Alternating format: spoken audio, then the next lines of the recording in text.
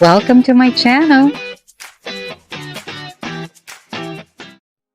Hi there! So, nandito naman po tayo ulit sa Ganay.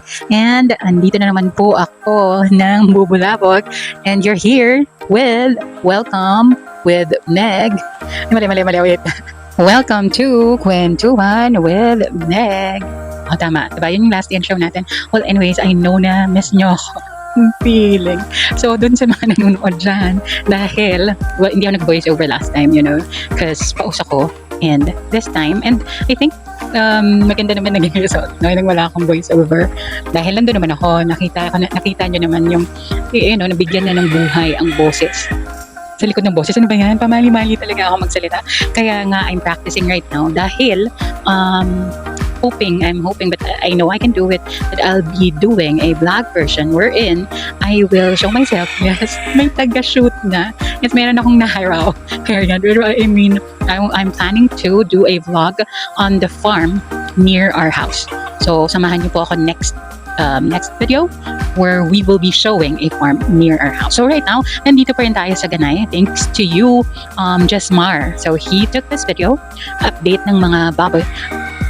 Kanina is yung, baka kasi nag-intro ko no? Sorry naman. Kanina yung update ng mga sisi o ng manok na bagong hatch. So dito naman, papunta tayo sa kulungan ng mga baboy. So nakikita nyo dito, kung maalala nyo yung previous videos, may mga baboy dapat dyan magkabalaan. Ngayon, wala na, konti na lang dahil nga nung fiesta, remember? So kinatay na yung mga baboy, mga ilan na lang sila ngayon. 1, 2, 3, 4. So 4 na lang sila. And then meron din naman mga bago, yung mga piglets. So this is the one that Jesmar will be showing. It is Jesmar who's taking the video, just you can see. Yan, siya na lang mag-isa. Dati marami yan sila, mga 5 sila. Nagsisiksikan dyan. Sila yung mga hindi makalat palagi. If you can remember that. If you can remember my previous videos, palagi silang pinapaliguan. So ngayon, siya na lang mag-isa. At syempre, pag may nawala, huwag ka malungkot kasi may darating na bago, diba? This is their mama lady. And then yan yung mga piglets. They are 12 days old at this time. So, yan, diba? Ang cute nila. So, yan, hindi ko pa nga actually nakita itong video na to dahil I just watched, I believe, 10 seconds of it. And I am currently looking at with you right now. So, according to mama, hindi pa ata sila pwedeng kumain ng feeds. So, they're still breastfed. Wow. And I'm not sure kung pwede na silang paliguan. Yay. Cutie. So, it was supposed to be 7. Pero naging 6 na lang natin. 2, 4, 6, yeah.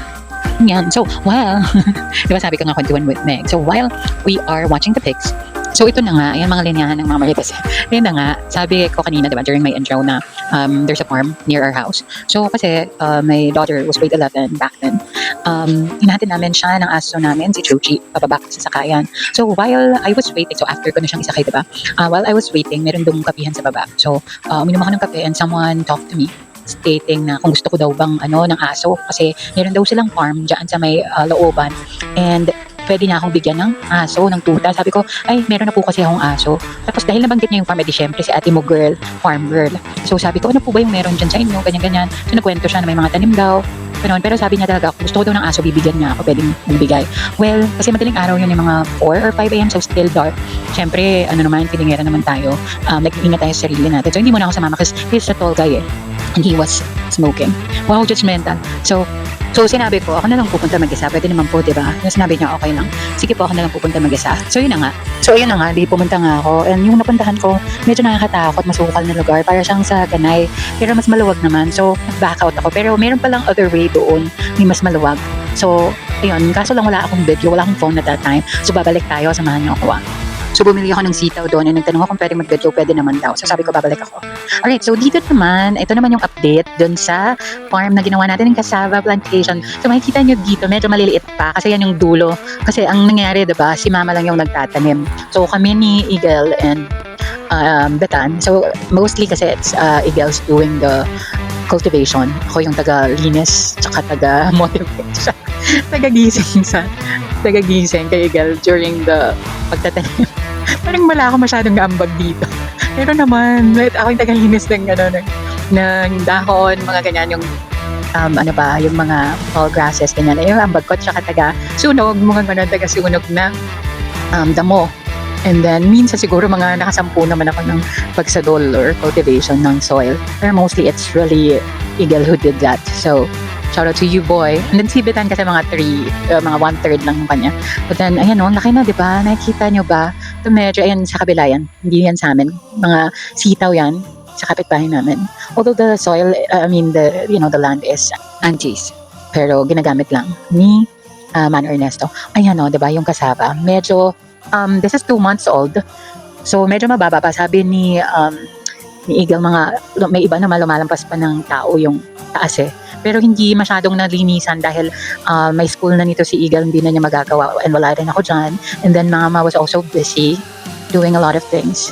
Daming nangyari sa buhay. So, we just let it grow as of now dahil walang tao. Si Jesmar naman, he's focusing on the pigs. And he's also he's driving. Actually, all around siya. So I cannot force him. Even this taking video, I cannot force Eagle to do it because he's studying. Is also grade 12, so he needs to focus on his studies too. But right now, buti na pakiusapan natin. Ayan, take siya ng video ng update dun sa ginawa namin. Medyo nakakatakot na siguro kung ako yan. Natatakot ako dahil baka marami ng ahas. Dahil sa medyo masukal na siya dahil matataas. Pero I guess wala naman. Hindi tayo sure. Pero ayun na nga. So, diba, nakaka-proud naman. Piruin mo, natapos din sa wakas. At, ang ganda talagang magtanim kasi makikita mo yung difference from before and after. So, flash ko lang yung before.